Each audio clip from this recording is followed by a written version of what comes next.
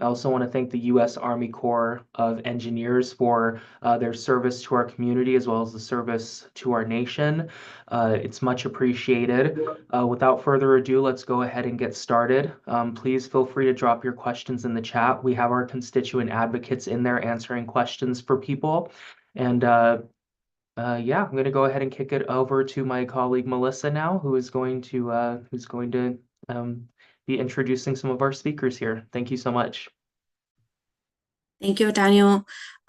Yes, thank you to all of our partners for being here tonight. We are joined by Los Angeles County Public Works Assistant Deputy Director Emiko Thompson, U.S. Army Corps Colonel Brian Saucer and Swenson, Republic Area President Javar Peria, Area President and Environmental Manager Andrew Thompson, and Dr. Davis from the Department of Public Health, as well as Cal OES.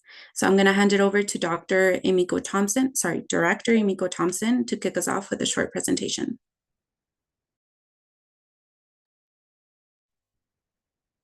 Good afternoon, everybody. I'm Emiko Thompson, Assistant Deputy Director of LA County Public Works. And today we'll be presenting information on how debris from the fire burn areas will be collected and taken to facilities that are permitted to receive this type of waste. Next slide, please.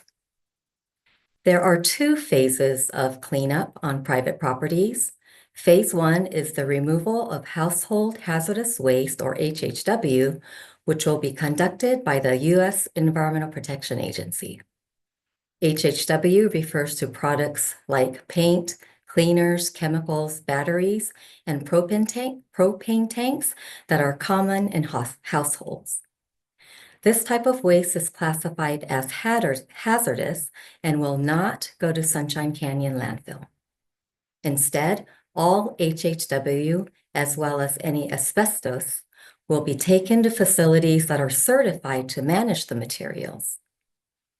After the HHW has been removed, the remaining ash and fire debris are classified as non-hazardous solid waste and consist of materials like ash, soil, green waste, and structural debris. This remaining ash and fire debris will be removed as part of Phase 2 by the U.S. Army Corps of Engineers. Generally, concrete and minerals will be taken to recycling facilities, and the ash, soil, and fire debris will be taken to Class 3 municipal solid waste landfills that are designed and permitted to receive non-hazardous solid waste. Next slide, please.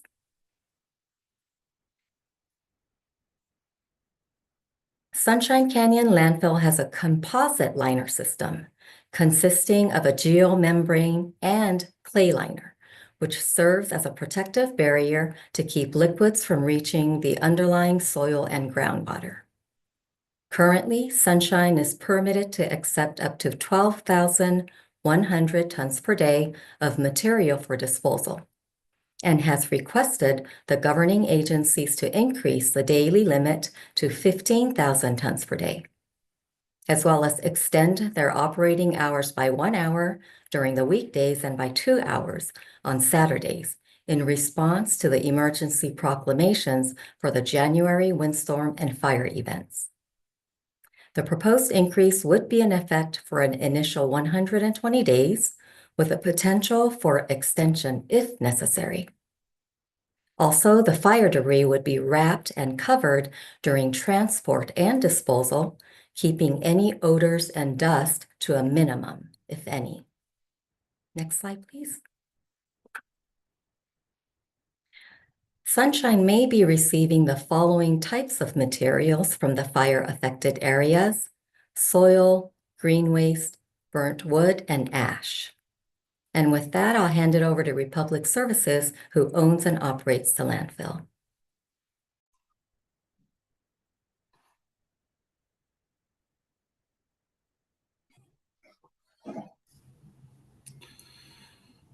Good evening, everyone. Yeah, are they putting the class up? Perfect. So I'm Javar Peria. I'm the area president for Republic with responsibility for our operation in Southern California, joined by our engineer. Andrew will sort of tag team this a little bit, but basically Sunshine Canyon has environmental controls equipped for this type of waste. We maintain it's a class 3 line landfill, so there's a geosynthetic liner layer. We have gas collections and controls, which has a negative pressure vacuum on it, which essentially pulls the gas out of the landfill, and then it either goes to a gas or energy plant, or it is flared off, both very standard landfill operations. Typically, we use water to control dust and airborne particles. We'll do that on the roads. We'll do that when we're tipping the waste. Typically, the more you can keep stuff wet, the less particulates sort of fly around in the air. And additionally, we do have air monitoring on site to measure for particulate matter or black carbon, and that is also made by an independent third party as well. Next slide, please.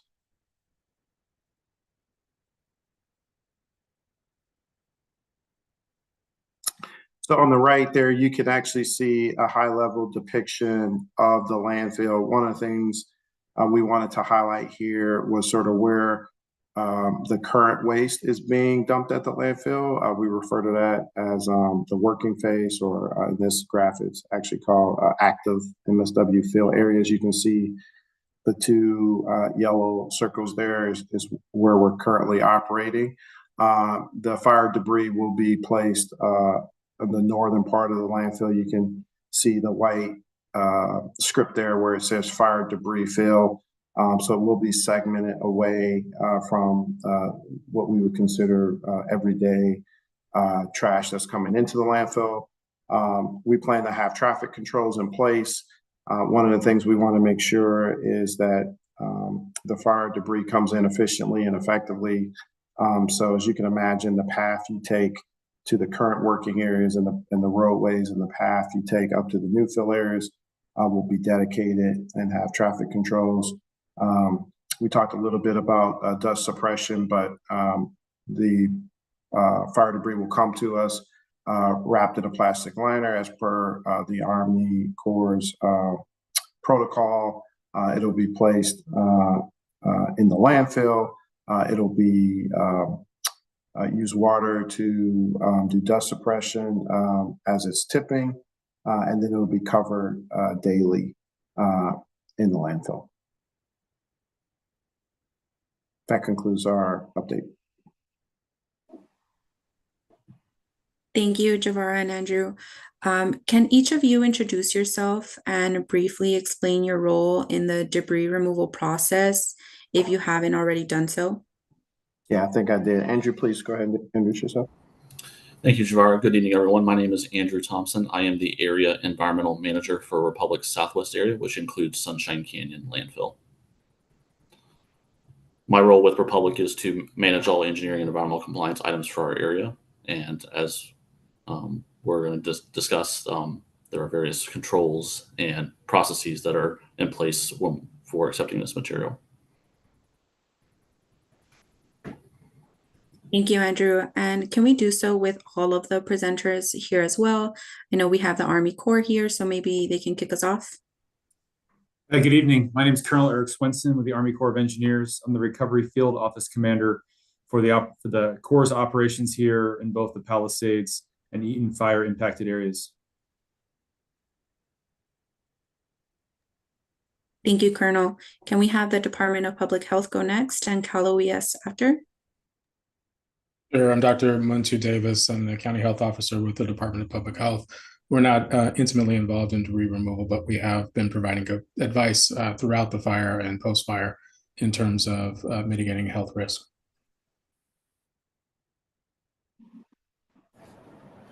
Hey, good evening. My name is Elijah Owen. I'm the Deputy State Coordinating Officer working out of the Joint Field Office in Pasadena.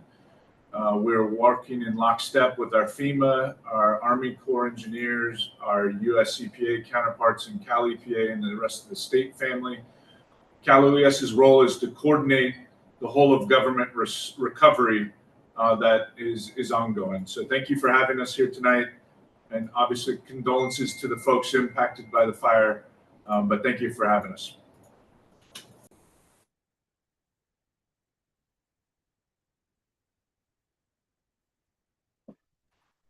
All right.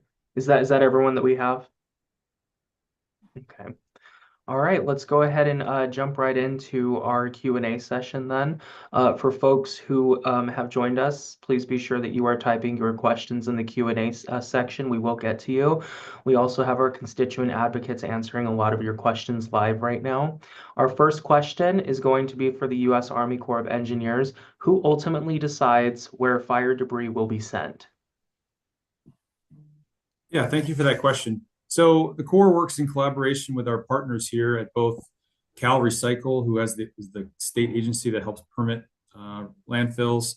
We work with the county, so LA County, who has a permitting role and an oversight role for many of the landfills and recycling centers. We work with our contractor, who is a California-based contractor and has done fire response missions for decades here. At least a decade here in California and other places.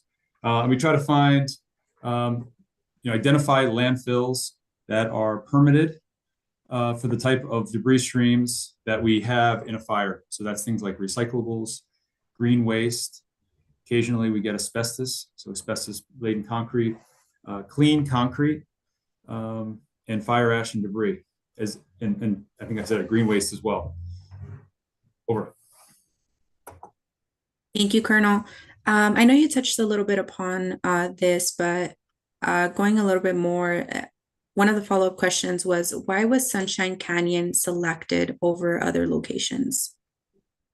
Yeah, so great question. We when we got here, obviously working under the authority of FEMA in coordination with the state and county, we looked at all of the landfills that were within the,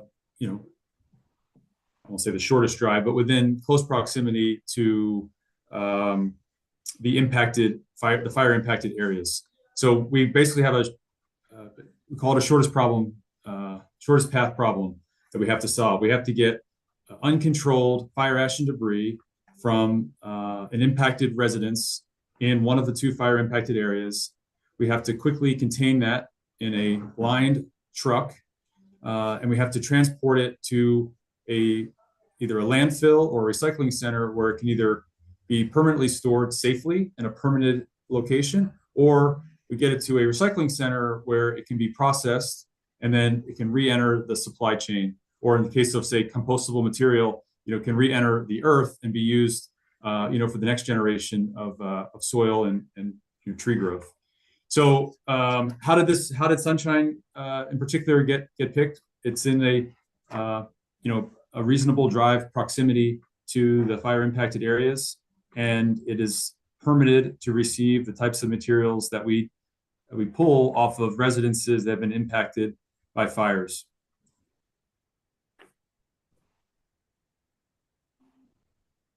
Perfect. Thank you so much for that. My next question is most likely going to be for you as well, Colonel. What is the difference between, and let me just explain here that there are different categories of landfills. So I think folks are hearing a lot about class 1, 2, 3. So could you touch on what a class 3 landfill is? So, I can answer that question, but it might be best to kick that over to Andrew Thompson, someone who intimately works in and around the landfill space, especially someone who does compliance. Yeah, a class 3 landfill is a landfill that's permitted to receive non-hazardous waste. Understood. I'm gonna ask a follow-up question, as I know that one of the main concerns that we've had from our constituents in the area has been odor in the past. So does this type of debris that you're accepting, fire debris, is that going to add to that? This type of fire debris is not expected to produce odors. Thank you. I'm going to kick it back over to my colleague now. Thank you. And one of the questions I also have for the Army Corps here is, can you explain the process of preparing debris at the burn site and transporting it to the landfill? And second part to this is, how does prepared phase 2 debris compare to other materials? Okay, so let me take that one part at a time. Let me talk a little bit about how we essentially sort debris. We sort debris on site for the vast majority of the debris streams, and I'll unpack that a little bit further. So when we enter a parcel that has been impacted by the fire and the owner has opted into this program, there's several debris streams. So hazard trees. So hazard trees come off. We will essentially recycle those, either chip and recycle them, and through green waste, or we'll take the solid trunks of the trees and then put them in an appropriate green waste facility. For metals, so we will pull any recyclable metals off of the property. This can be everything from structural steel I-beams, or just down to, the metal ring around a barrel flower pot, for instance, right? When the wood burns away, you have that metal ring that sort of holds the slats together. That would be considered recyclable metal. So all of that will get put into a truck, or oftentimes into a dumpster, a roll-on, roll-off dumpster, and that'll be hauled back to an intermediate staging area where we can then consolidate it, put it in a banding machine, essentially a car crusher, and then that gets processed and then sent off to either direct haul to a port, wherever it's going, or to a recycling center for that recycler to essentially sell that as scrap. Then we get into the concrete. So we do, as I said, we do asbestos chip testing on the foundations. If there's asbestos, then we have a special crew come in and remediate asbestos. They have a double bag system. They are a certified asbestos remediation company. They put it in small bags. It goes into a special, again, roll-on, roll-off dumpster, or potentially a truck, depending on which recycler it is. And that goes to a landfill that is certified to take asbestos laden materials, and that is not Sunshine. And then the fourth and most common thing that comes off of this is the fire ash and debris. So fire ash and debris, everything from CMU blocks, so concrete masonry blocks, cinder blocks, any kind of sort of building material that was impacted by the fire, and then up to six inches or 6 inches of soil that's inside the ash footprint. Ash footprint is generally where the structure that burned sort of collapses to the ground. That sort of creates a footprint of ash on the ground. So anything that's in that ash footprint, that's topsoil, we take 6 inches. And then for the majority of owners, we'll also take their foundation. If the foundation doesn't have asbestos, then that'll get hauled away in a truck to, again, like recyclable metal, to an intermediate staging location where it will be crushed.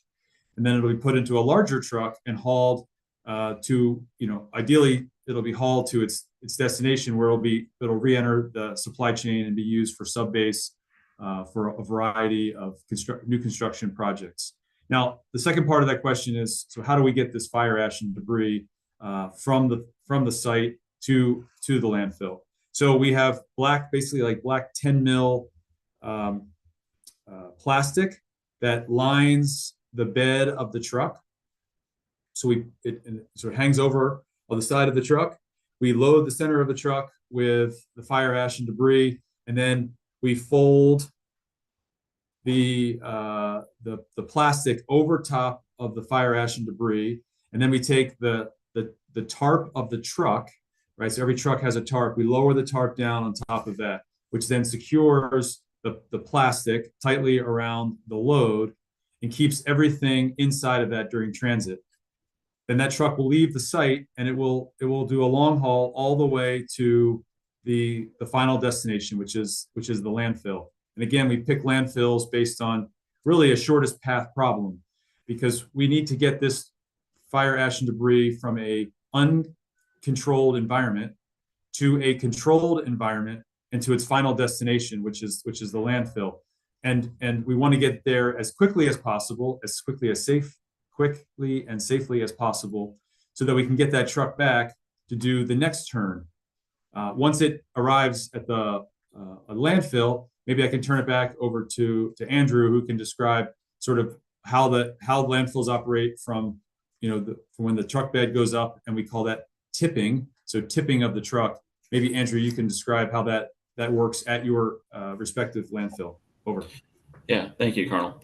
At the landfill, the tipping process occurs after the truck has moved throughout the facility to the disposal location. And once that tipping occurs, we have a water truck on standby in order to suppress dust if need be. And then the waste is tipped out of the truck, and the truck moves away off site back for the next turn, as the Colonel mentioned. And then we cover this material on a daily basis from there. Thank you, Andrew and Colonel. Colonel, I know you mentioned asbestos, and we have a couple of folks here in the chat that want a little bit more clarity as to what that means. Can you further define what that means? Yeah, so asbestos is I'm not a chemist, but asbestos occurs naturally here in California. It was used in the building industry over several decades. It has since, in modern construction, is no longer found in modern building materials. And there's all sorts of regulations about, how and where it is used. So we have, like the EPA, when we go out and do our site assessments, looking for household hazardous materials, the Corps, in addition to the EPA, goes in and looks for asbestos, the presence of asbestos, in the footprint of the house. And so we have trained teams who are trained to know where this material may be, and we test for the presence of asbestos. If we find asbestos, then we go into the sort of the mitigation phase, because we want to remove the asbestos hazard before we get in and start to remove the rest of the fire ash and debris. And so that's a separate process that happens up front. And then once all of the asbestos is safely removed, properly bagged, properly put in a container, and then hauled to a different type of a landfill that is permitted to receive asbestos-based materials, then we go back and we finish the rest of the material, which would be, any burned furniture or any of the home possessions, and then that 6 inches of soil, which is again just inside the ash footprint to the foundation. And then, assuming the foundation doesn't have asbestos on it, then we will clean the foundation. We will pull the foundation off, break it up, put it into a truck, and then further break it down with a crusher, and then return that to the supply chain so it can be recycled. Thank you, Colonel. Yes, and I just want to echo what you said earlier, that asbestos will not be going to Sunshine Canyon landfill. Is that correct? That's correct. Sunshine Canyon is for non-hazardous municipal solid waste. So for all of our debris streams, we are very careful to make sure that we identify each type of debris on a property, and then we ensure that debris gets into the appropriate debris stream, which is why it is critical that the EPA leads this effort, right? So they're looking for a certain types of debris, these household hazardous materials. These could be everything from the lithium-ion batteries in a DeWalt drill or a Makita drill to what's in your phone, your ear pods, and up to what's in your cars and power walls. So they're looking for that, as in addition to paints, aerosols. So they get that off the property first, then we follow behind them. Now, I will tell you, occasionally we find household hazardous materials that the EPA was unable to find because maybe the household hazardous materials were located underneath a roof structure that collapsed on top of it. So if we find household hazardous materials, then we send in trained personnel to collect those household hazardous materials, and we coordinate with our colleagues that we work very closely with at the EPA, and they come and pick up those in secure containers and add it into their mission and get it to a different set of recycling or disposal facilities based on the type of household hazardous material that we find on the site. Thank you, Colonel. I know you spoke a little bit about this, but folks want a little bit more clarity. Maybe it's the Army Corps of Engineers or Cal OES that can further clarify, how does Sunshine Canyon meet the standards you look for when selecting appropriate landfill sites to receive debris? Yeah, maybe I'll turn that over to Cal Recycle if they want to take a shot. If not, I can either Andrew or I can address that.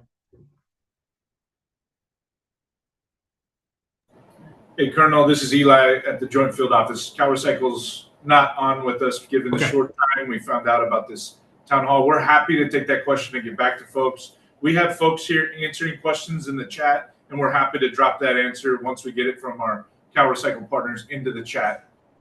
Melissa, I hope that works.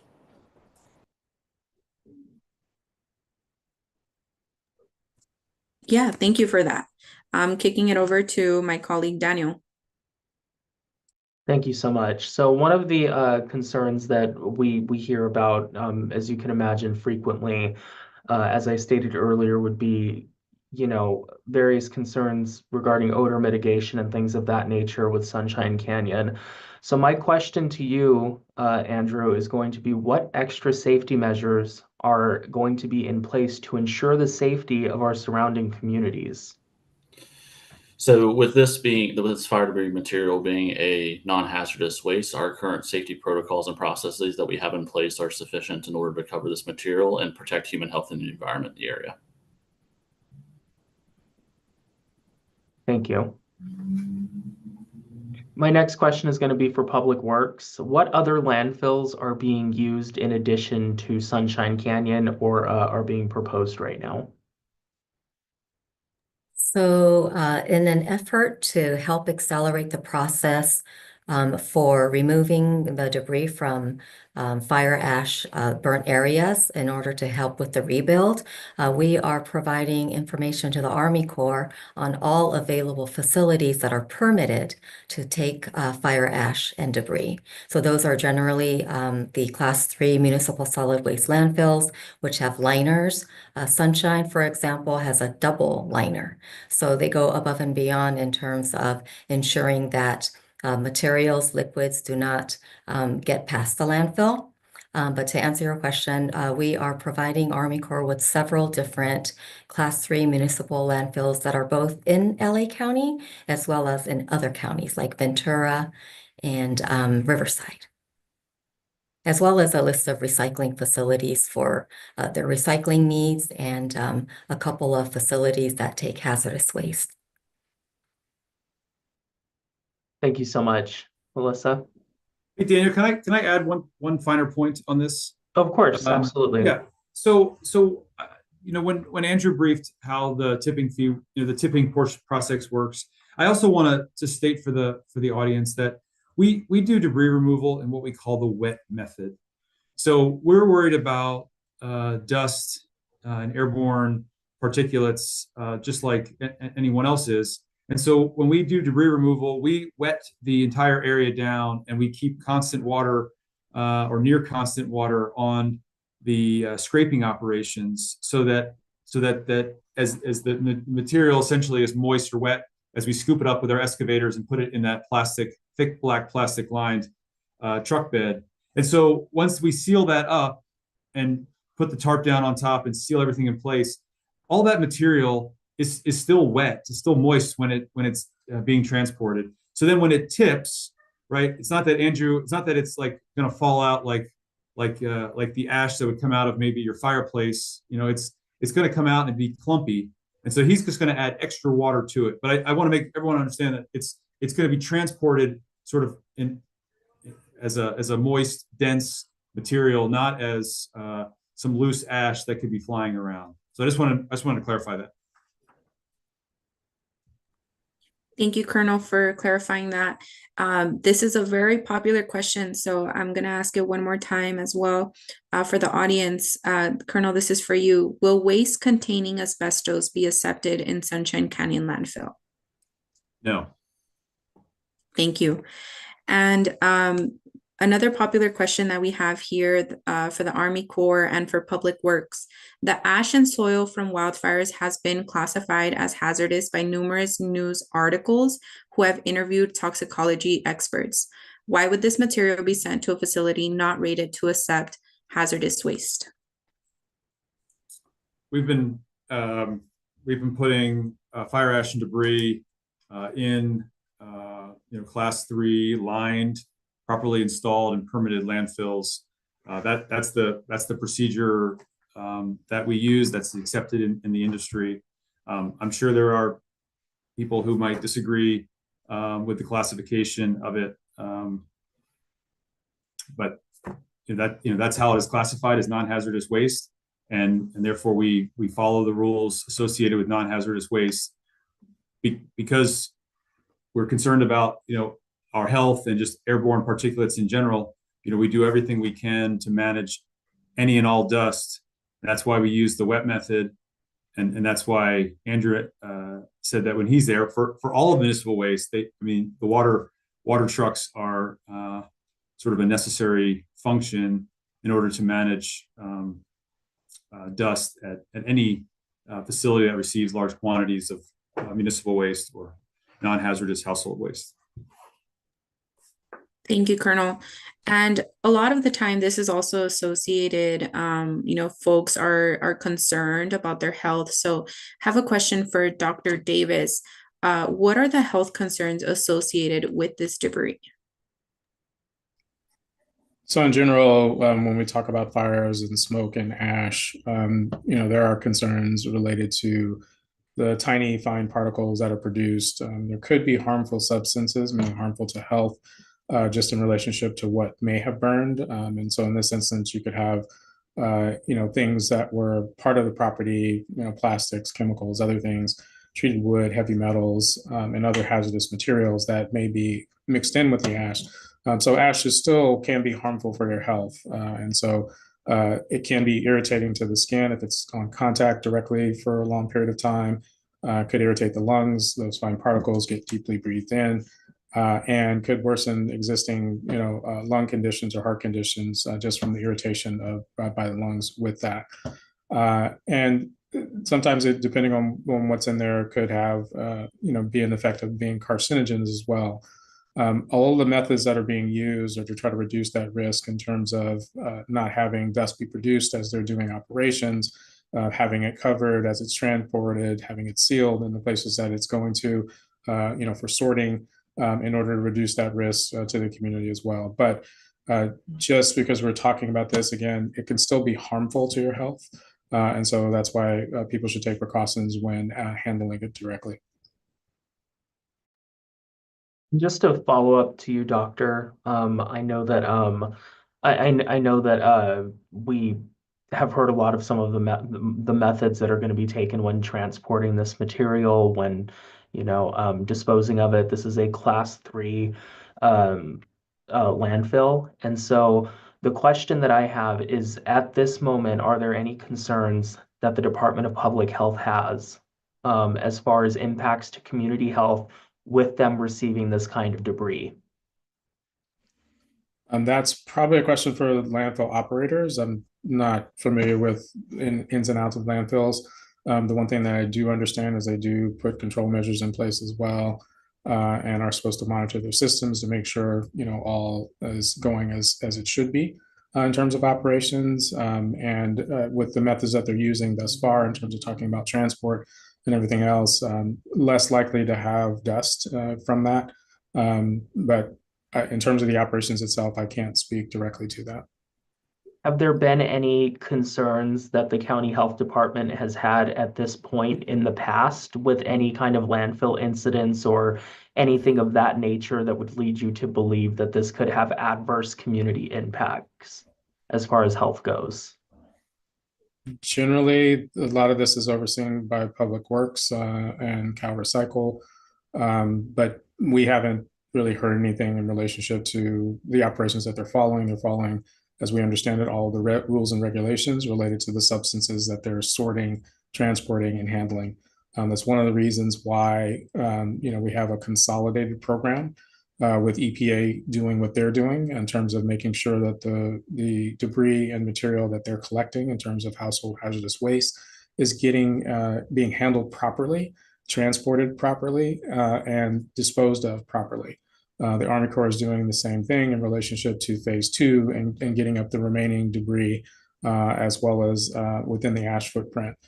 So all intents and purposes, there are regulations that are being followed in relationship to this. These regulations in general have been created by the EPA. There are also Department of Transportation regulations related to material as well. So as has been mentioned, they're following all those regulations. So that should reduce risk. Thank you for that and for your expertise. I do want to throw that question to Amico at Public Works as well. We want to make sure we are properly advocating for our communities. There are a lot of concerns with regard to possible health impacts.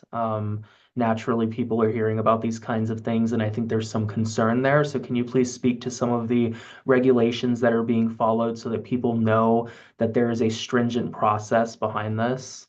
Of course, and the community's concerns are very well understandable, and we're happy to provide information.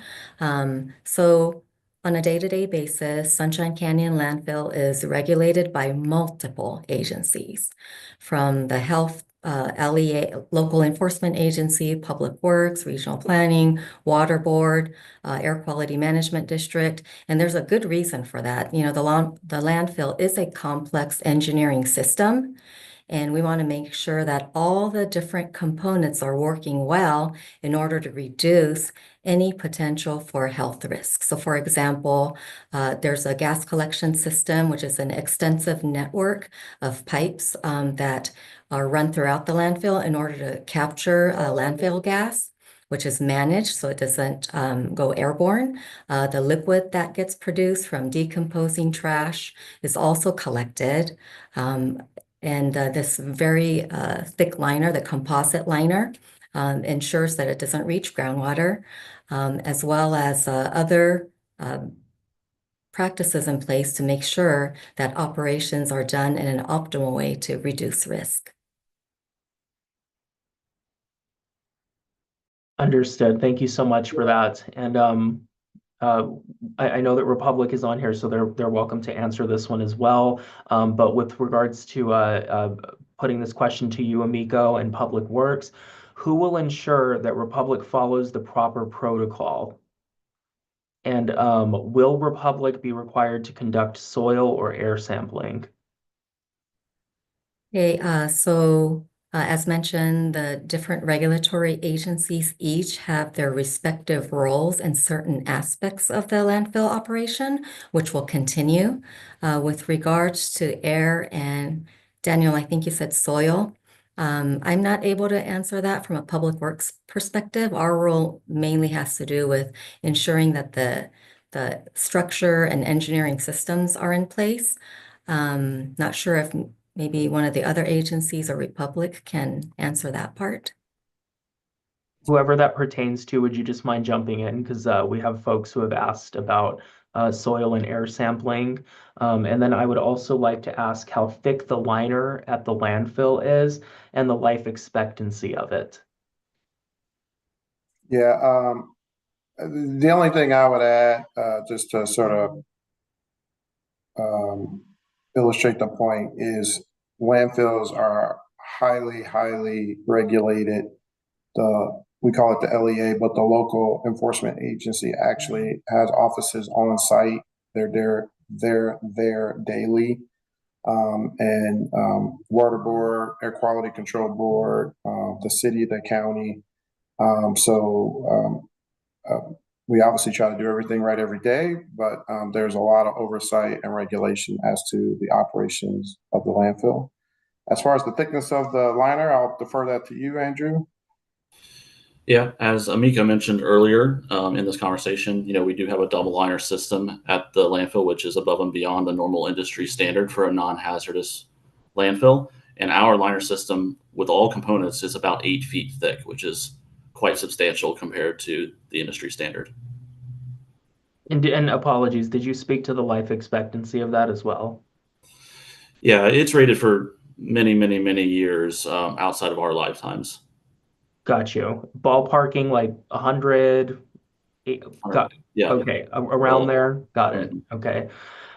I'm gonna go ahead and toss it over to my colleague Melissa now.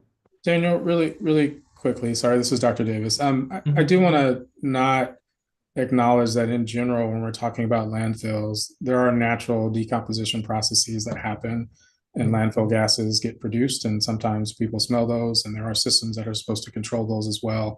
So I don't want to not acknowledge that in general, there can be landfill gases that are produced as the natural life of a landfill. and mechanisms are supposed to be in place to try to prevent and control that, or at least collect and control that before it gets released into the community. So, so that doesn't change in this instance as well. Landfills are still landfills. Landfill gases will be produced, and those could potentially have some short-term impacts. But that's was before and will be the life of landfills. That's generally what we know. In fact, we know about landfills in general. And we had heard earlier, and anyone can jump in on this one too, just ask a quick follow-up there with what the doctor stated. Is this fire debris, does this typically carry an odor with it in the form that it's in and that you expect it to be in? We want to make sure to really get a clear answer for our constituents on that one. Yeah, thank you, Daniel. This fire debris material is not expected to carry any odor. Understood. Thank you. And thank you, Yeah, Dr. I think Mello. so, Daniel. I think maybe to take that one step further. There are no organics really in this debris, right? This is fire debris versus sort of normal municipal waste that has a variety of organics that break down. Understood. Thank you so much for that. Melissa? Thank you. And just a follow-up question. I know we spoke about conducting soil and air sampling. Will constituents have access to the sampling?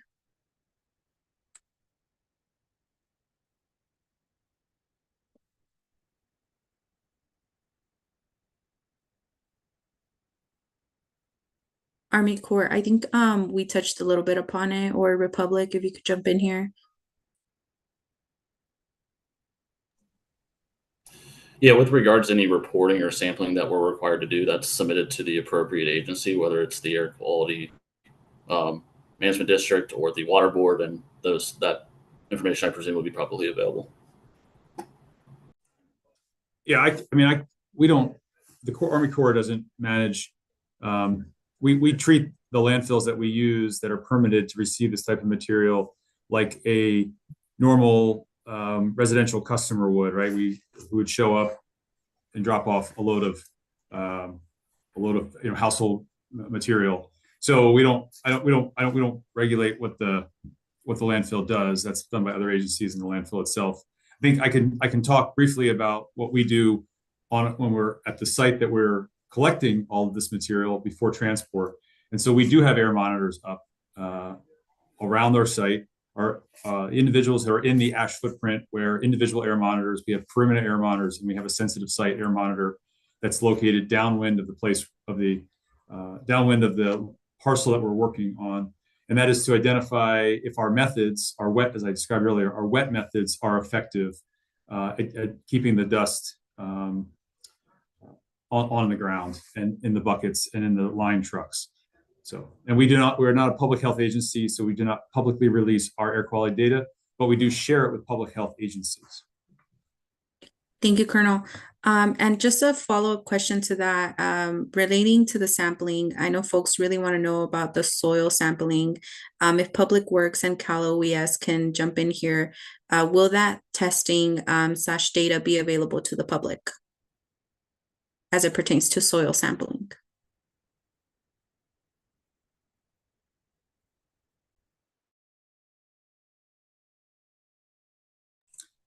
So let me just jump in here. So we're not doing confirmation samples after debris removal.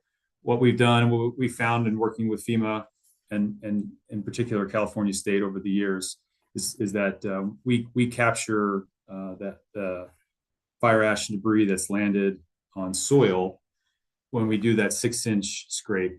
I think studies have shown it's usually about 3 inches. We take 6 to make sure that we've got all of the fire ash and debris that landed on the soil, and we've captured it all in our line trucks that we transport to the permitted landfill. Thank you for that one. Another question that we've gotten from folks, we have Sunshine Canyon here. We understand that LA County is the most densely, populated county in the country. But folks want to know, why aren't more remote areas being used to dispose of this material? Yeah, well, thank you for that question.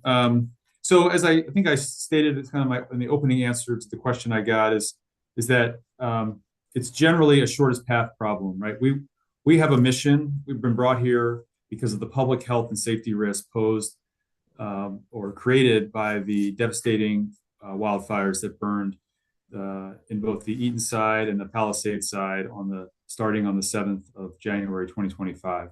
And so it is our mission, as given to us, as asked by the state, directed to us by FEMA, to remove those hazards as quickly as we safely can.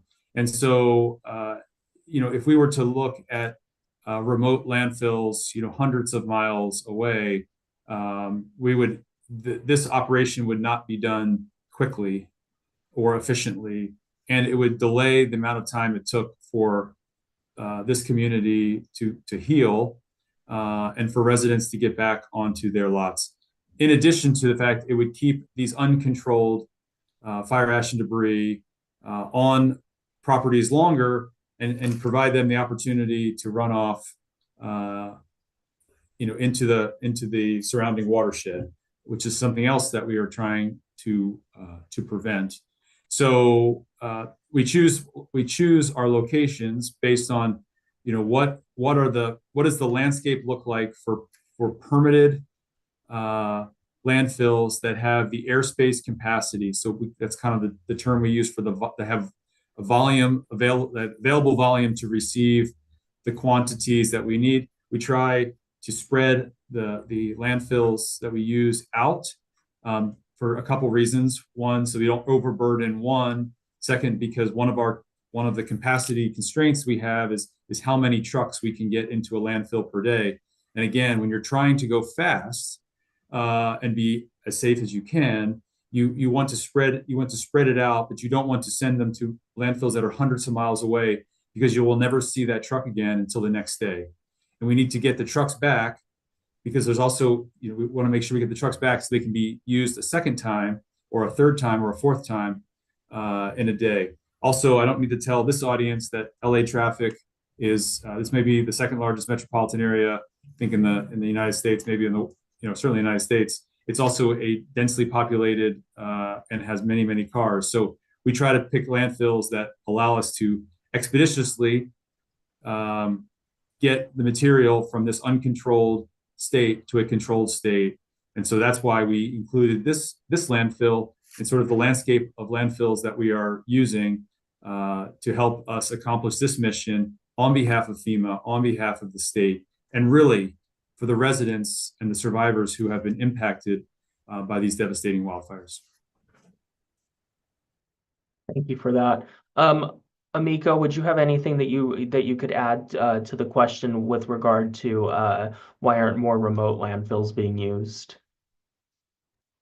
So in an effort to assist the Army Corps in their mission to help people rebuild in the fire burn areas, we did provide many locations from which the Army Corps can choose to take their materials to. There are several factors, I would imagine, and perhaps the Colonel can articulate this a little bit better, but if there are road closures or if there are certain routes that are impassable for whatever reason, depending on which communities are ready to be cleared, all that plays into, I would imagine, Army Corps' decision to select the most optimal location, which is why as regulatory agencies, our big role is to support them in making sure that the operation is done in a manner that's safe and efficient and doesn't impact neighboring communities along the route or surrounding the landfill. Thank you. Thank you. Andrew and Jabara, since Sunshine Canyon has been cited numerous times for violations, how can you assure the community and this office that you will be vigilant in your taking care of these materials? Yeah, I'll address that. Certainly, we're well aware of the impacts that odor nuisance has caused to our neighbors to the south. We understand. We have a lot of effort going into controlling those odors. And, that's sort of an ongoing opportunity for us to be better at. As it relates to this waste, I think as we've stated, this waste is inert and non-odorous. It doesn't follow the same decomposition that normal household or organic waste produces. Having said that, it will have the same gas systems, daily cover, controlling any particulate matter that we do on the normal MSW. So we intend to follow all the rules and regulations and make sure we're operating to our standards and protect the community from this waste sort of invading either the water supply or the air supply or anything like that. Thank you for that. And I just want to clarify, because you had said that you are taking more, efforts to improve some of these systems with regards to odor mitigation. Can you speak to some of those changes that you're making to see to it that this issue is less of an issue in the future for the surrounding communities? Yeah, I'm gonna probably pitch that over to Andrew, but the short answer is the more wells you can put on property to extract, as the waste decomposes, it produces gas. The more gas you can extract off the property to get into your gas management system, it reduces any odors being produced, which also reduces any odors leaving off site. And we've been on a journey of adding more and more gas extraction wells to improve that process. But Andrew, you can probably answer it a little more precisely and technically than I just did. And Andrew, when you're answering, can you speak to a current timetable that you have for when you expect for more of those to be installed? I know that we're here to talk about debris as it relates to the fire, but as you know, this has been an existing issue for this community. We hear a lot from our communities, the Granada Hills, Sylmar. We want to make sure that they're getting answers tonight so that they know that they can trust their local government and its contractors. Yeah, at Sunshine Canyon, we've been in the process of just constantly adding new additional collectors, and that's not just within our current waste mass, but within future cell development as well. So we're thinking forward on these items, and we're taking steps that are above and beyond industry standards to ensure that gas is collected in the most efficient manner possible going forward. Understood. Could you speak to a time, as I stated and asked? Do you have an expectation for when you see more of these being installed to help mitigate some of these issues? Yeah, it's a constant process, Daniel, at this facility. We're constantly adding new collectors throughout the year. Okay. Yeah, there's no fixed number that we're like, oh, once we install 500 wells or 600 wells, we're not managing toward a number, we're managing toward an outcome. And we're trying to eliminate all odors from going off site. And it is a continuous improvement process where we're always adding new wells in different areas of the landfill, always monitoring the extraction, how much gas we're pulling off. So we're in this for the long haul, and we're in the continuous improvement effort.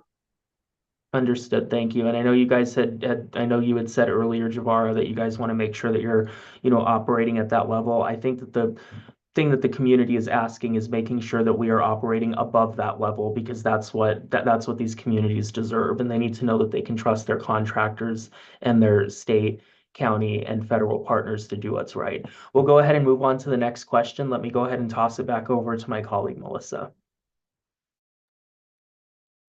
Thank you, Daniel. Javar and Andrew, can you speak to how much debris will the landfill accept and for how long? Go ahead, Andrew. Yeah, so we're expecting 2,000 to 3,000 tons per day. With regards to the duration of the project, I would defer to Colonel Swenson. Yes, we've already started our debris removal operations across both the Eaton and Palisades fire impacted areas. We anticipate being complete with all debris operations by January of 2026. And for the vast majority of homes or residences that have opted into our program already, we expect that to be much sooner than that. So I think you'll see the biggest requirements across all the 17 landfills and recycling centers that the county has helped us identify, you'll see the biggest push here over the next several months. And then it'll tail off as we get into the later months of the year and into January. Thank you, Colonel. And what percentage of the debris is expected to go into Sunshine Canyon landfill versus the other landfills that have been designated to receive the debris? I don't think I can tell you exactly a percentage that we're gonna take it there. I mean, we're just in the beginning stages of debris removal. You know, I think it was mentioned earlier, as I think I said it twice. This is kind of the shortest path problem, right? And shortest path doesn't mean that it's the shortest distance, right? It means it's the shortest amount of time to get between 2 points. With debris removal operations, we are in every neighborhood that's been impacted, and so we're looking from house or neighborhood or street to final destination, looking for that ideal distribution of landfills that we use that minimize our overall time, or also allow us to be respectful of the communities that we're driving through, and not prevent or keep us from creating bottlenecks on roads that'll not only frustrate our own debris removal operations, but would frustrate residents and survivors who are returning to their communities. So we're respectful of all that. It goes into a big sort of planning session, and we meet multiple times a week to try to optimize this process. It is a little bit, it is a little bit messy because there's other factors on the roads. For instance, if the sewer department is out doing a major sewer line repair, we might have planned on using this landfill, but because of where they're working, you might have to shift for that day or that week, shift more material to a different permitted landfill. So I can't give you an exact amount, but this is one of the ones that we certainly desire to use and will use to to help these communities heal, and really to help get this public health and safety risks off of 12,000 individual properties and consolidate and put onto across 17 different recycling centers and landfills, permitted landfills. Thank you, Colonel. And I know you mentioned that there are 17 other landfills. By chance, do you know the name of those landfills? I know 17 is a lengthy list. If not, can someone from your team drop it in the chat as well?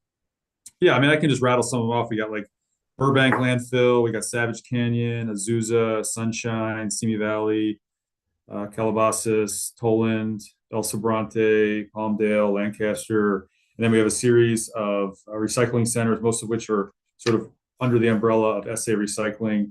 And recycling can be a bit unusual because we might contract it through one of the recycling centers, but based on the type of material we're recycling, it may get throughputed, all the way to a port, or all the way, the paperwork will go through a local recycling center, but the truck will just keep on going because it's been loaded and it needs to get to its a larger distribution node in this the great supply chain that makes up the recycling world. I'm not sure if that answers your question or not. Yes, it does. Thank you. Handing it back to my colleague Daniel. Thank you. Just wanted to ask Public Works and Republic, if this would pertain to them as well. Has fire debris waste previously been dumped in the Sunshine Canyon landfill, particularly with Woolsey? It has not. So Woolsey debris was not taken to Sunshine. Thank you. Thank you. Colonel, I don't know if you would be able to speak to this. Like I said, our communities here are asking for specifics, rightfully so, as they want to, understand what's going on. What routes will be used to this landfill? And if you can't speak specifically to which ones you're going to utilize every day, what are the main ones right now that you are planning to use? Yeah, that's a great question. Again, it's tied to the specific location that the specific location of the parcel that the debris stream will originate from. We are generally looking So depends on which, it depends on which fire impacted areas we're going to. Let's just look at the Palisades impacted area initially. It's going to go kind of on California Route 1E, West Channel Road, Entrada Drive, St. Vincent Boulevard, West Sunset Boulevard, the 405 to the 5. I mean, that's kind of the routes. Again, I want everyone on the line just to hear me say it. You know, this is again the shortest path problem, so to speak, the shortest path problem that makes sense given the dynamics of the places we're going and the other factors that impact our ability to get there, being other utilities, work, the community, et cetera. So I don't want to be tied to the exact route. The intent that we give to our contractor is we want to get as quickly as we can from local roads to county roads to state roads to interstates, right? We want to, that's the progression. So we're getting our vehicles off of the small local routes where they're closest to residential properties or standing homes, and get them onto interstates as quickly as possible. Interstates that are designed and constructed to take the larger vehicles more safely. Understood. Thank you. This landfill is within a few miles of the recent Hearst fire and is in a high fire probability area. Will materials that were previously deemed non-hazard become hazardous in a future fire? And I would like to direct that to Emiko and to the Colonel. Danielle, can you repeat the last part? Did you say will? Of course. Let's say the landfill catches on fire, given the area it's in. Will materials that were previously deemed non-hazard become hazardous in a future fire? I don't believe so, but perhaps I can see if Republic has something to say about that. Andrew? Yeah, I don't, that's outside my scope of expertise. Yeah, I don't believe so. It's outside my scope of expertise as well. Understood. All right, Melissa, you're up. Thank you. And I know we were talking about the thickness of the liner. With that, is it possible that earthquakes could tear the liner of Sunshine Canyon landfill? And is there any possibility of a leakage? Andrew, I believe this question is for Republic. Yeah, thank you, Melissa. Our liner system and landfill was permitted and designed with stability in mind with regards to earthquakes. So as we worked through the construction of this liner system, we had to meet certain stability standards to ensure that that potential was taken care of. Understood. Thank you, Andrew. Passing it back to you, Daniel. Thank you. What measures are being taken to control ash from spreading into the air? I believe that's going to be for you, Colonel, as well as Republic.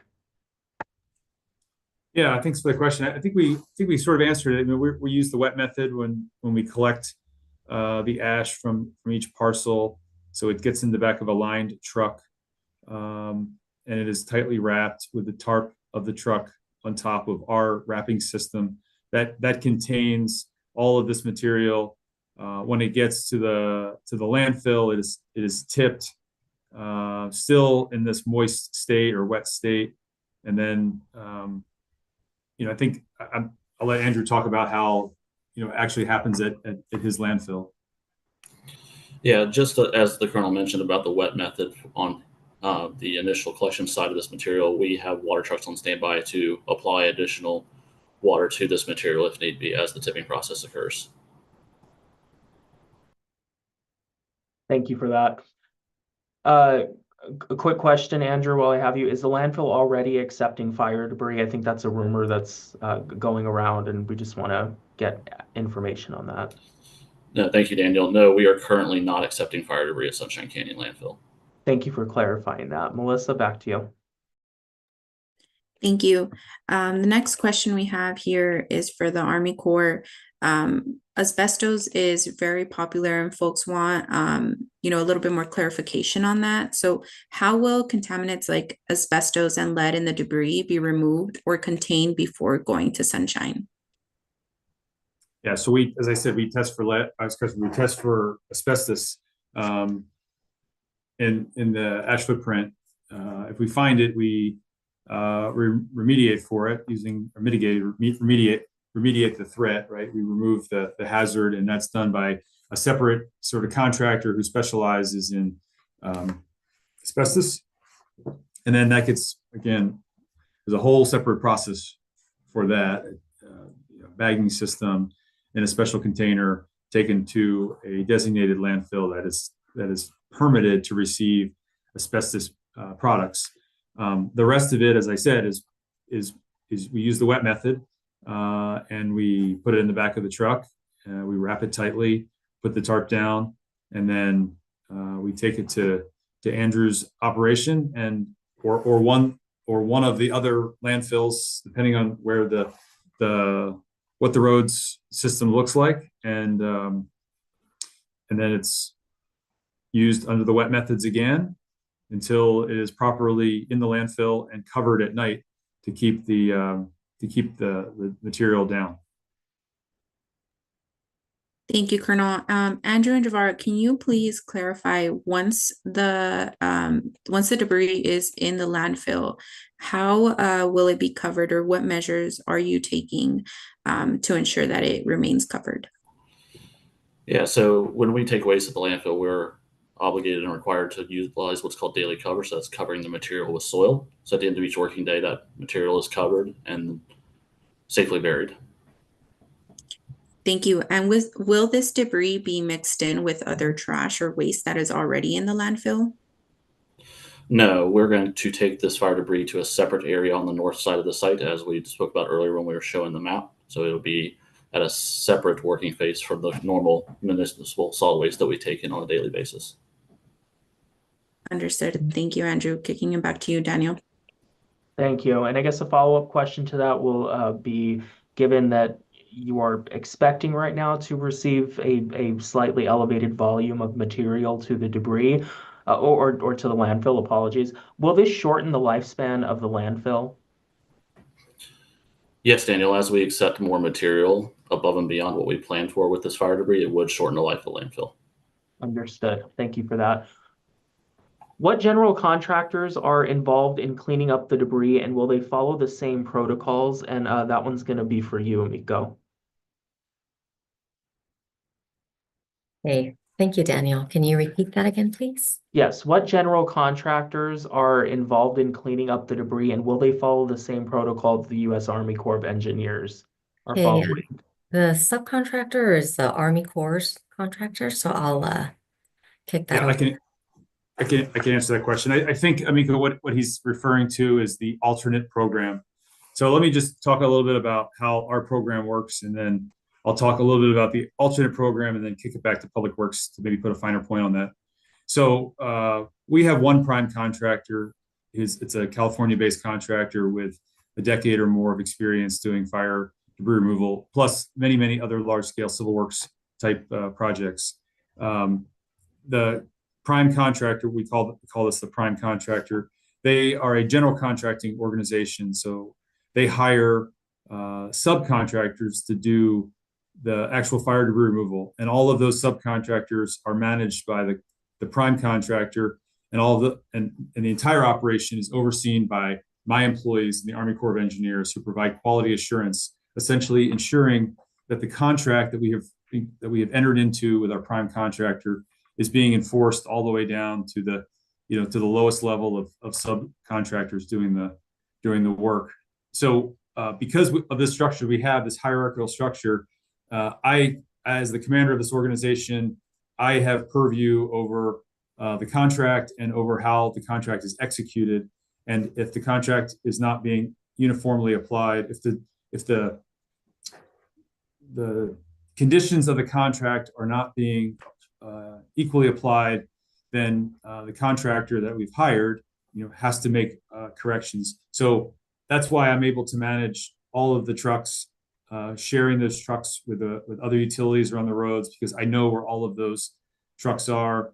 The methods that each truck will use will be the same as another truck. One might have, the black plastic liner might be coming 100-foot rolls. Another company might have it come 1,000-foot rolls, but it's the same thickness, it's the same material, and it's the same methods being used. So everything will be standardized across both fire impacted areas as far as properties that opt in to this federal program. So Amico, I think what he's referring to is if a person opts out of the federal program and they get a permit from the county and they hire their own contractor, how will the county, ensure that the contractor that is hired independent of the Army Corps, follows the procedures established in the permit issued by your organization? Over. Thank you, Colonel. So in the event a property owner chooses not to take advantage of the government-sponsored private property debris removal program, and they elect to retain their own contractor to do the work, then they would essentially follow the same precautions and the same standards that Army Corps would have. So for example, a private property owner would then retain their own asbestos inspector to look at the site, see if there's any asbestos found, remediate it if any is found, and retain a asbestos consultant to do the work. And there are other similar steps along the process, essentially to ensure that the same high level of safety standard is applied to the private property. Daniel, can I jump in for a moment? Absolutely.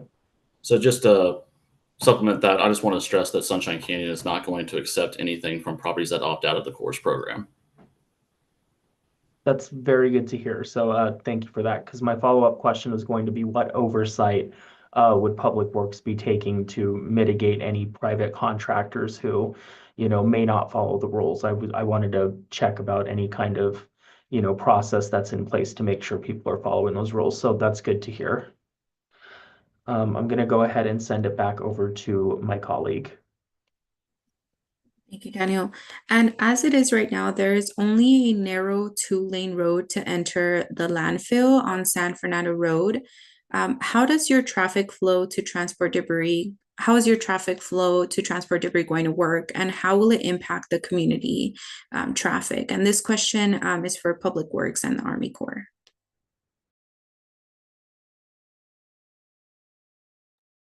Go ahead and start, and perhaps Army Corps can elaborate. So in terms of establishing haul routes, if that's the question, Melissa, then generally we will do our best to suggest that Army Corps utilize the arterials, the collector roadways that are designed for those types of truck traffic rather than local roads that front residences. Once they get to the freeway on-ramp, we will advise them which ones are signalized, which ones have the appropriate turning radii and things of that nature to prevent any backups or long queues because we are the local agency and we have some insight where the schools are, which routes are better than others. So then we'll give that information to the Army Corps. Ultimately, they'll make the decision based on many other factors to find the best route. Yeah, I guess I echo all of those comments. We're again, one of my guiding principles is that we need to do this safely. And so, safety starts in the ash footprint with all of our employees wearing proper personal protective equipment. It extends to our air monitors, both individual perimeter and sensitive site air monitors. It's our wet methods to keep the dust down. It's our wrapping method to make sure that all of the fire ash and debris is contained in that truck. It is our detailed route planning that allows us to get, to the desired destination, the optimal destination in the minimal amount of time with the minimal amount of disruption to the community by following the roads that Amico nicely pointed out. I think once we get to the landfill, this is a landfill, and I can let Andrew or whatever talk about the specifics of it. But Andrew, you said in your opening comments that the landfill is designed or is currently permitted to receive about 12,100 tons per day, and you've requested a waiver to increase that to 15,000 tons a day, which I really appreciate because that'll help give me more flexibility. But I mean, I think that the landfill itself is designed in such a way that the roads, that the municipal garbage trucks that currently use it are able to safely access that. And so we will follow the same procedures that that the landfill has established that they use every day for municipal waste, with the only change being, we're not going to the same place that the municipal waste normally goes. We're going to that special area that Andrew mentioned earlier that's sort of set aside just for this this fire ash. So Andrew, did I characterize that okay? Yeah, Colonel, you did. And so the facility is going to be utilized in a way to where we keep these two waste streams separate. You'll have separate scales, that separate dedicated roads, make sure we get these vehicles in and out as efficiently as possible. Thank you. And I know that in the chat, some folks are mentioning concerns over the condition of San Fernando Road. So I do want to note that this is within the city's jurisdiction. So we will gladly follow up with them as well on that. Next question is for Andrew. How will Republic protect the groundwater beneath Sunshine Canyon and account for any high winds? So with regards to the groundwater, as I mentioned before, Sunshine Canyon Landfill has a double liner system. That double liner system does include a leak detection layer. So we're able to monitor the space between those two liner systems, and that is designed with protecting the groundwater, human health, and the environment. And with regards to high winds, we have processes and procedures in place with fencing and other items in order to make sure that we are prepared for any high wind situations. But with regards to the fire debris waste stream, we'll have water trucks on standby at the tipping face in order to wet down the material if needed. Thank you, Andrew. And just to follow up here, how long will the water trucks be on standby? Continuously throughout the day. Thank you for clarifying. Passing it back to you, Daniel. Thank you for that. I do want to acknowledge I'm checking through the Q&A myself, and I just noticed that someone asked, why aren't we utilizing Simi Valley? And when I say we, I mean the U.S. Army Corps of Engineers. And that actually, I believe, is on your list. Can you just give yes or no of whether that's on your list of landfills that you're currently looking at? Yes, it is on our list. Perfect, thank you. To my question, what environmental safety measures are available for nearby homeowners impacted? And that's going to be for Public Works as well as Public Health. Okay, so as mentioned before, the landfill is routinely regulated by various regulatory agencies throughout the year. So the agencies will continue to do their part in ensuring that all the safety measures are met, including air and the other aspects. Understood.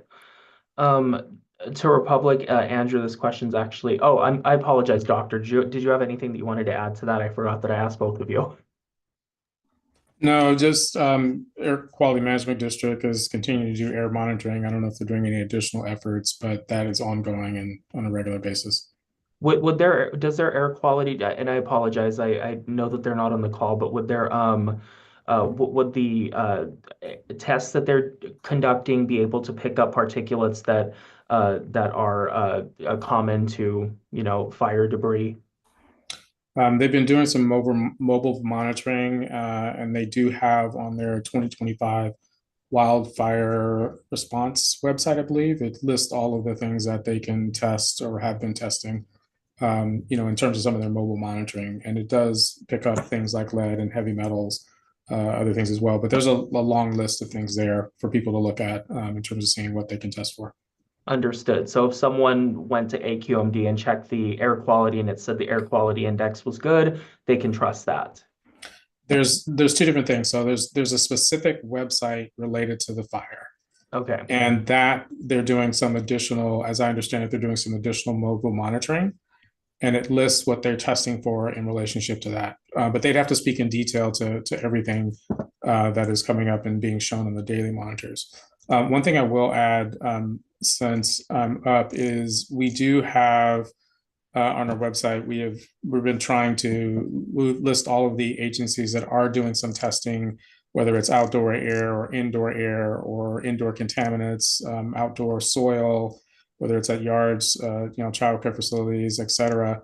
We've listed a lot of different academic institutions and other government agencies that are doing some testing, and we're going to try to have their results posted here on our website as they become available. So I don't know if that gets back to the question about testing and results, but we do have a list in terms of folks who we know are planning to do testing related to air, soil, and water, and we'll try to have that information available on the website.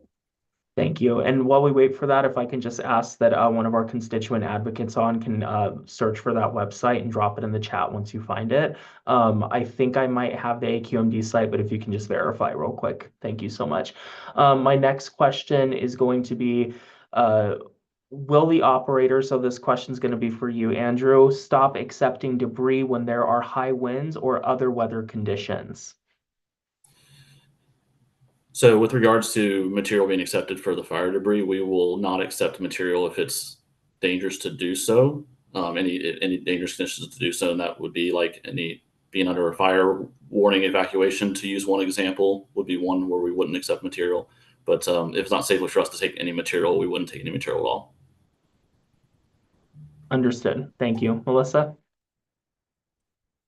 Thank you. And Andrew, since I have you here, maybe you or Jabara can speak to what happens when the material dries out after the wet method and the Santa Ana winds make contact with Sunshine Canyon landfill and could it carry the dust into the community? So as the fire and debris material is tipped, it's wetted if it needs to be wetted down further, and then it's safely buried under daily cover. So the winds wouldn't be able to affect the material at that point. Understood. And has the wet method been used before? Yeah, this is a pretty standard operating procedure with landfills. We always want to water affected areas to control for dust. Thank you. Daniel? My next question is going to be, again, to you, Andrew. You're very popular right now. Does the waste stay encapsulated in the plastic that it was transported in when it's disposed of in the landfill? Yes, and if the plastic was to break, the water would be there to control dust and then be buried with daily cover at the end of each working day. Thank you for that. My next question is going to be, will there be regular communication with the public on things like haul routes and timelines? And I'm going to assume that that's for you, Colonel, as well as you, Emiko. Yeah, thanks for that question.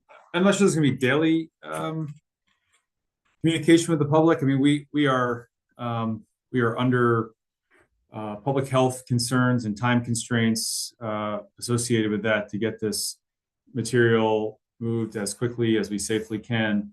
And as I said, the traffic in these communities that we're, on these interstates is a serious factor in our planning. So, it could change. An accident on one of these highways could change the route we're going to take, the time it's going to take to get there, and could affect route planning for subsequent trucks. So it's pretty hard to to say we can. I would say if you wanted to know our routes, if you take an address in the Eaton or Palisades fire impacted area, and you type in the destination as being either Sunshine Canyon, Simi Valley. What your route planning, your favorite route planning app would tell you is the best route. We'd start with that as a base, and then based on the types of trucks we're having, the types of roads that would put us on, there may be some deviations from that based on what routes our trucks can pass, and that really is in particular in the more residential areas. Our trucks will have a load capacity, so we can't put them over a bridge that's not classified to take that size of a load. If that would occur, and if it does, it would likely be somewhere in the residential areas. But I think I mentioned earlier, I just want to restate it. Our goal is to get from local road to city, like rural road to city road to county road to state road to interstate as quickly as we can, and then soon after that to get to the landfills. So that's sort of the general overview of how we're going to do it. There'll be some nuanced difference, again, based on traffic and any obstacles that might pop up due to either other traffic accidents, weather, etc. Thank you for that, Melissa. And I know, we clarified, about covering the wildfire debris, but Andrew or Javara, if you can speak to what soil is being used to cover the wildfire debris. A couple of folks in the chat are confused whether it's going to be soil from the burn sites or soil that is considered uncontaminated. Thank you, Melissa. The soil used to cover the fire debris would be uncontaminated soil. So clean soil, as we call it. Thank you, Andrew. And we have a question here for Cal OES. What role does Cal Recycle play in this? Hey, thanks for that question. Cal Recycle is one of our state family partners, and one of the roles that they play is they do usually in steady state debris removal operations, and they also have a wide mission that we can post in the chat, specifically what their mission statement is. One of them is looking at landfills capacity. Over. Got it. Thank you for clarifying that. Another follow-up question that we have here for the Army Corps. What is the timeline for debris to begin being sent to the landfills and for debris removal to be complete? Yeah, so great question. So we've actually already started both private property debris removal. Now we just started, and then we had a weather event, so we haven't. We're getting ready for this weather event to pass, and then we'll explode back out in the community so we can get this debris rapidly from an uncontrolled environment to a controlled environment into a landfill or appropriate recycling location. So what we have for the past 2.5 weeks or so, 2 weeks or so, we've been working on 4 schools in the Pasadena Unified School District. We are finishing our 4th school, and so that debris is already making its way to various landfills and recycling centers and staging areas. In terms of it's all going direct haul. So we haven't used intermediate staging areas for metal and concrete yet, but we've already started this process, and we're excited for this community. And the fact that we've been able to go this fast and this soon after the fire started. Just as a remind everyone on the line, the fire started on the 7th of January, and we've started debris removal less than 30 days after the fire started.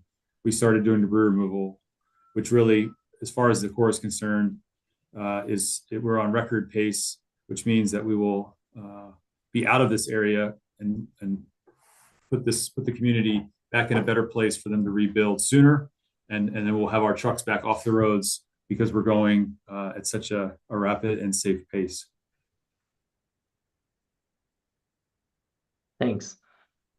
Our next question that we have here, and I know you guys have answered, I think some folks may be hopping in a little late, and that's totally fine. So we just want to get this re-asked for people who may have joined late. How will the landfill prevent ash from getting into the community?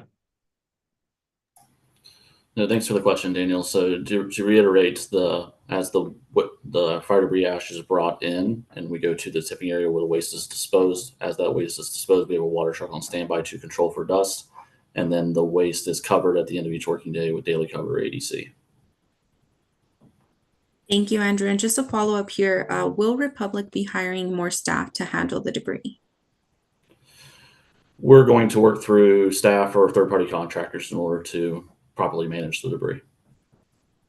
Is that a commitment to make sure that you're hiring more staff? And if so, do you have a number on how many more staff you're thinking? I don't have a number offhand, but we are looking at additional personnel in order to manage this material. Okay. Does anyone have responsibility to do soil testing? What agency or department, local, state, federal? I'm going to direct that to everyone, so please feel free to jump in. Hey, Daniel, I think we answered that question earlier. So as part of this, the Army Corps of Engineers will take the 6 inches of soil inside the ash footprint, but outside the foundation. And then for those who opt in to our program to have their foundation removed, we'll also remove that foundation. There's no soil confirmation testing afterwards. And in fact, as part of the FEMA program, they haven't done confirmation sampling, I think over, at least haven't paid for it in over 6 years. So it's not part of this operation. There's lots of challenges. It's a complicated issue. Also there's no baseline for each of the homes before the fire. So we have found, working with our partners in California State and FEMA, that the 6 inches is an effective technique to get all the fire ash and debris that landed on the soil off, properly secure, using the wet method, properly secured in a thick black plastic liner inside a truck and sent to a landfill, which is then tipped and controlled by the landfill operator. Also, I just want to mention, when our trucks drop off material at a landfill, just like any resident who takes a load of, a load of trash to the landfill, everyone pays a tipping fee, or at least I believe everyone pays a tipping fee. We will pay a tipping fee, just like any other contractor would who is taking material to the landfill. Thank you for that. We have a resident in the chat, and I just want to clarify, this question's not for anyone, but it has been answered already. So they said the 14 freeway has no traffic. It would be more effective and safer to send it further. So as someone who used to live up the 14 freeway myself in Palmdale, Palmdale and Lancaster are two of the other landfills that are being considered right now to be used. So that is going to be going up the 14 as well. There are, if I'm not mistaken, there are 17 landfills in consideration in the area. And I'll kick it off to you, Melissa. Thank you, Daniel. There are some folks in the chat expressing some concern about how close this is to the water supply.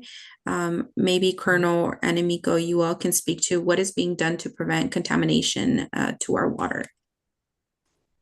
Yeah, I'll take the first stab at that. Obviously, we are concerned about the water. The Army Corps of Engineers has been around, since our nation's founding, and one of our core missions is to protect the environment. And so water and the other one of our other core functions is to help manage water in our various inland waterways and along the coasts. So water is an important part of what we do in the Army Corps of Engineers. So we don't do anything that's going to cause harm. One of the reasons we're trying to go quickly, right? And I don't mean rushing. Quickly meaning we want to get this mission done as quickly as possible. So we are adding, we've pulled out all the stops, and we are adding more crews and more people so that we can more rapidly remove this fire ash and debris from the impacted parcels in both the Eaton and Palisades fire impacted areas. So one of the ways that we protect the water is by rapidly removing this debris, getting it to the closest driving time landfill or recycling center that is permitted to receive this type of debris, and then getting those trucks back to make another turn, right? We also want to minimize the amount of time our trucks spend on the road driving to a landfill so that we can conserve fossil fuels that these trucks will burn and emissions that these trucks will give off. So we are trying to balance all of that so that we can not only protect the water, but also protect the environment while accomplishing this critically important mission, especially for those thousands of survivors who are trying to put their lives back together here on their lands that have been severely impacted by this. We also use best management practices at each site. So best management practices are in conjunction with our good friends at the California Conservation Corps, the other state agencies, Cal OES, who is like the leader for the state in this, and our partners at the Department of Public Works, who also have the same flood protection mission. So when they're outputting K-Rail and other best management practices for stormwater, in place on these properties to keep any of the fire ash and debris on the properties and just allow the water to pass. When we're on a site, we might take down some of those best management practices so we can get our equipment on, but then we replace those once our equipment is on site so that we are protecting and we are tied in to all of the other state, county, and federal efforts to protect the stormwater system so that we prevent this fire ash and debris from running off of a residential lot and getting into a stormwater drain, into a river, or ultimately into the ocean. And I think, and I'll pass it to Andrew, who probably will have something similar to say as he relates to protecting the groundwater under that 7-foot working layer that he has at the landfill. Over to you, Andrew. Yeah, thank you, Colonel. Yeah, on the groundwater component, our liner system, like I mentioned before, is a double liner system that is above and beyond industry standard, and it's 8 feet thick, which is quite substantial and much above and beyond what our typical Class 3 landfills would utilize.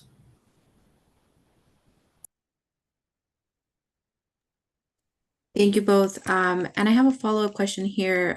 Miko, not sure if you wanted to weigh in on that last question, but also, can you explain who has jurisdiction over this landfill? Sure. So Sunshine Canyon landfill is unique in that both the County of Los Angeles as well as the City of Los Angeles has regulatory oversight over this landfill. So the regulatory aspects are very significant. And with respect to water, one of the things that the agencies also look at is with respect to ensuring that surface water is also maintained properly. In other words, it's the drainage system at the landfill is designed and constructed and implemented in such a way that water will not affect off-site properties, that it is managed within the landfill site. And there are systems such as risers and debris water collection basins, a terminal basin, to ensure that it is managed safely. Understood. Give me just one moment.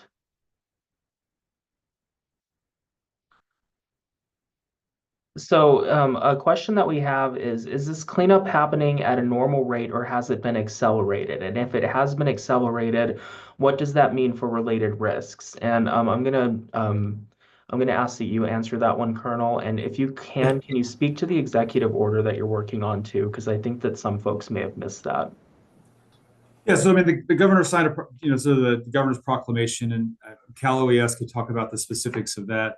But that really, is what brought us here. The request for direct federal assistance brought the federal government here. And when that happens, both the EPA and the Corps sort of reunite. We work hand in glove together with our state agencies like Cal EPA and Cal Recycle and our county agencies, County Public Health, County Department of Public Works to manage, to manage this. So the question really was about, are we going faster? So the answer is absolutely.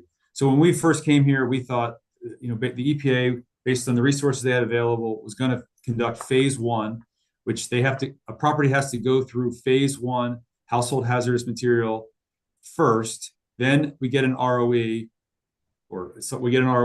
that's another necessary component. And once we do the ROE, then we can do phase 2.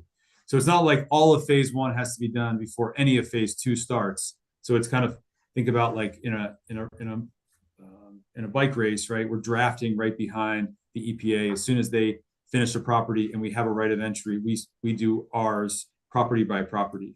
So when the president unleashed additional assets, gave the EPA additional authority or additional assets to come, and there's approximately 1,300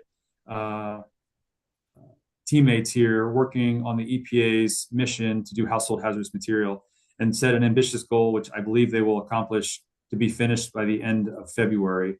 And I believe they're on track today to be that. Now, we did have some rain, which could delay them a day, but I know they're eager to continue with their mission. And as they complete properties and we get right of entry, which we are working closely with the county the county manages the rights of entry, and that once they process them, once they receive them from a survivor, and they validate that that survivor is the rightful owner, they pass them to us in near real time.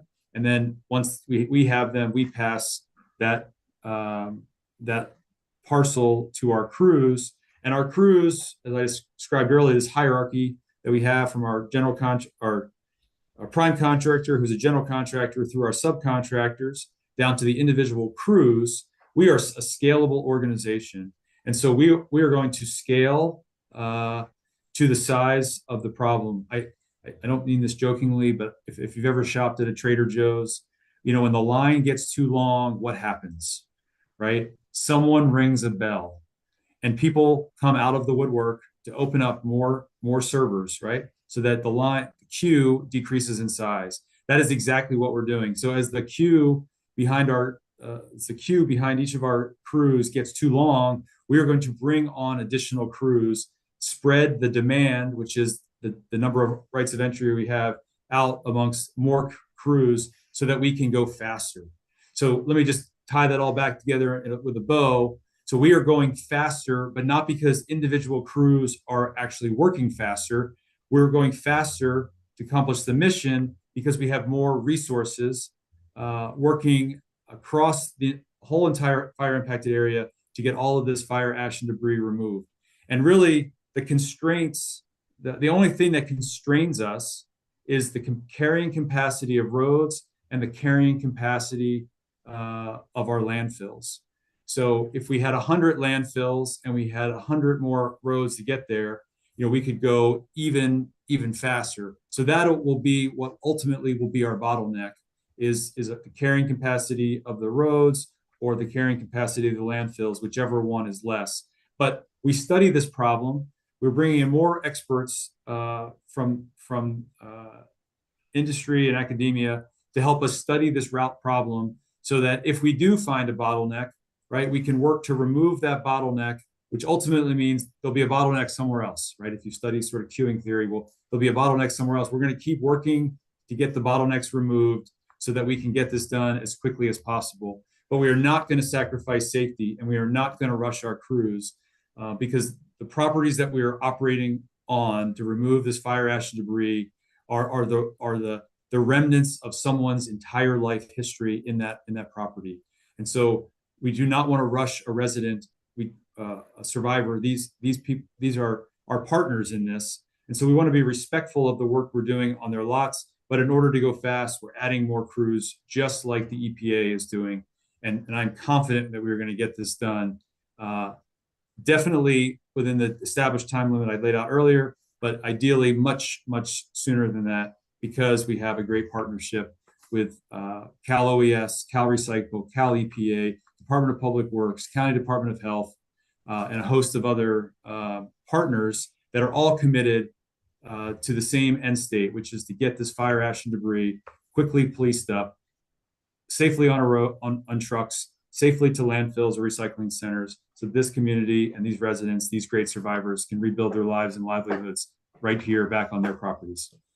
Understood. A long answer to maybe a short question, Understood. but an important one. Certainly it's an all hands on deck moment. And, you know, we have a lot of people in the chat who are asking to clarify different roles. You know, there's a lot of entities, there's multiple levels, you know, of government at play here. And so if you can just touch on what your role is in debris disposal and removal of this ash and debris, I think that would help a lot of people kind of understand this process, and we can flesh that out.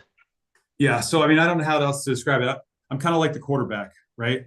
And I wear an eagle on my chest because I'm a colonel, and I wear green. So I must be, you know, in relationship, and I'm from Philadelphia. So I'm like the Eagles, right? I'm the quarterback, and I'm orchestrating all of the resources that have been entrusted to me through our contracting action to be able to do this. But I've got lots of help, right? I've got a line coach. I've got folks in the press box who are watching the play and looking at so sort of the enemy, right?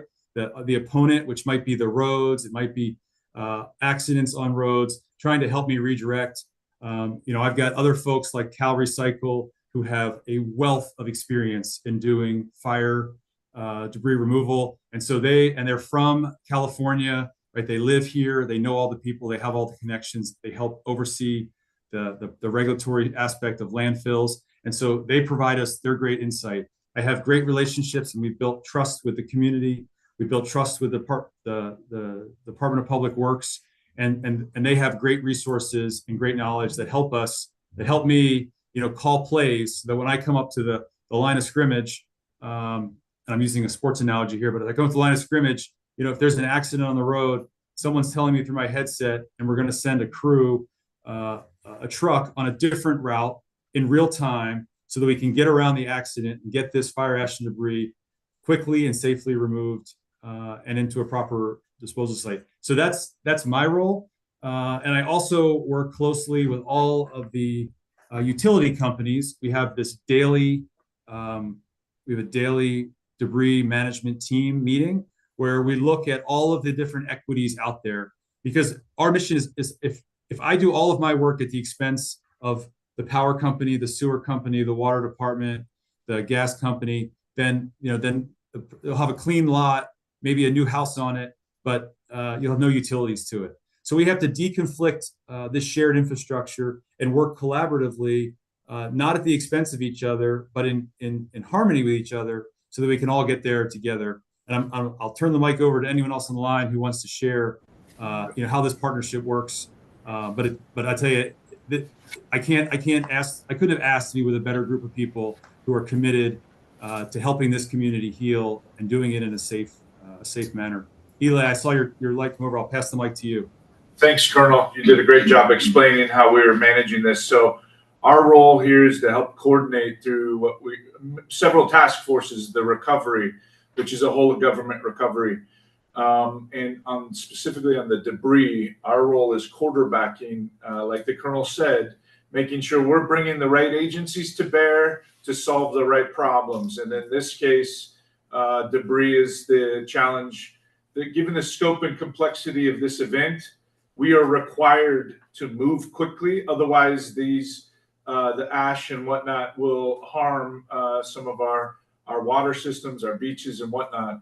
So the governor's, through dozens of executive orders, has cut red tape so that we can move at an accelerated recovery in ways that we haven't done before. I think that's important to know. As the Colonel said, we do this in what's called a task force, where the Colonel and his team is there. My team at Cal OES is there, US EPA, all of the agencies that we've tasked to come in and help solve this problem are in this task force. We have daily meetings, sometimes hourly. We're working through these problem sets, and we are trying to solve these very complex problems so that we can allow the community to rebuild and recover from what is obviously a devastating loss. So our role is the coordination factor in the Joint Field Office in Pasadena. We have other offices across the Palisades and the Eaton Fires and Debris Operation Centers that the Colonel's team works out of. And we do this jointly just so that we're able to bring the right resources and the right timing to bear to solve this problem. Thanks, Colonel. Back to you, Daniel.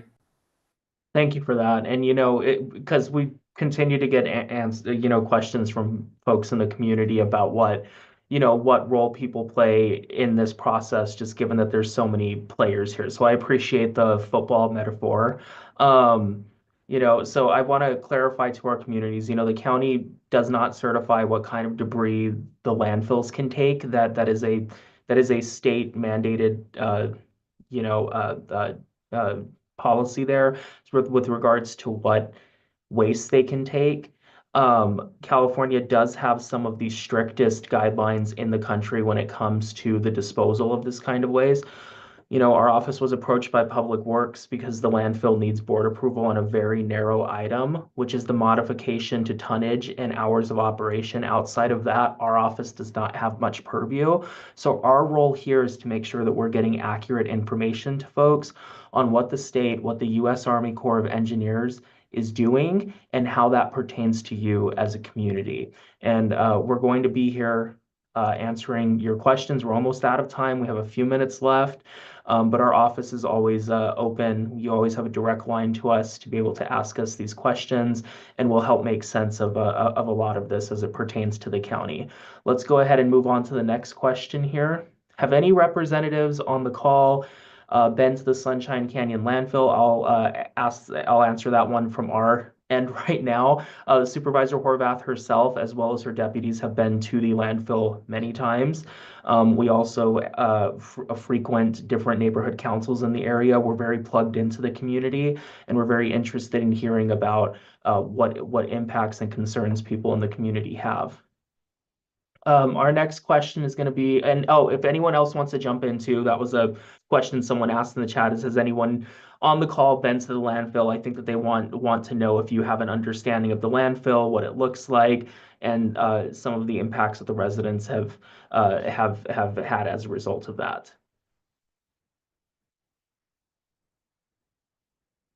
Feel free to jump in. For Public Works, I'll speak for the other regulatory agencies, our partners. We've been to the landfill. We're very familiar with the landfill, making sure that the landfill adheres to all the high regulatory standards to make sure that they're using best management practices to keep communities safe while doing operations. Thank you. Thank you. I think that some folks on the call, I'll ask the question the way that it was asked. Why is the health of the community not considered as a higher priority in the cleaning mission than the speed of the cleanup? And I think you spoke to some of this, Colonel, but if you could just touch it again. I think that what people are concerned of is, the speed is going really quickly, and so they just want to make sure that the safety is still the top priority. So if you could speak to that. Yeah, I'd love to. So, I like to tell people when we talk about speed, there's two ways to go fast, right? You physically go faster, or you add more resources, each going at an appropriate pace to make the overall time shorter, right? So if I had 100 people to get through a queue, right, or through a server, it might take me an hour. If I added 10 servers and I put 10 people in each of the lines, everyone would get through faster. And so that's what we're trying to do. That's what the EPA did. That's one of the ways when the administration, gave the EPA additional assets. Again, this is a unified effort. So state of California, additional assets came to help. The Department of Defense sent assets to try to help collect all this household hazardous material in a safe way. By adding more people, more crews, we can spread those crews across the area, and we can get the work done in total faster without going faster. So we're not sacrificing safety of each individual crew. We're just adding more crews to make the total work faster. And the Corps of Engineers is doing the same thing. I'm scaling up the number of crews to meet the demand of the number of rights of entry that I have, the number of properties I have to get cleared, acknowledging that what will be our limiting factor here in LA County, which has a wonderful labor base, is not labor, right? It's not the number of trucks I can get. It's not the number of excavators I can get. It's the amount of trucks that I can put on the infrastructure, which is the fixed constraint, and the number of landfills and the amount of trucks I can get through each landfill each day. So I absolutely appreciate the question. Faster does not mean less safe. Faster in this case means I'm adding more resources to make the total job go faster. Thank you, Colonel. And since I have you here, folks again want to know the name of the 17 landfills. Can you name it one last time, please?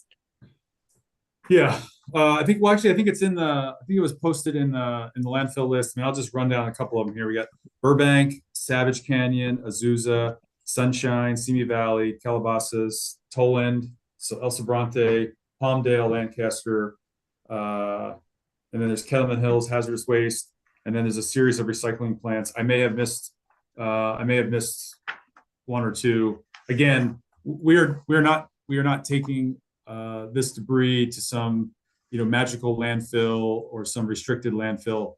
We are taking this material as a private citizen or as a city, county, or local government entity would use for municipal waste, right, or whatever, any other waste stream.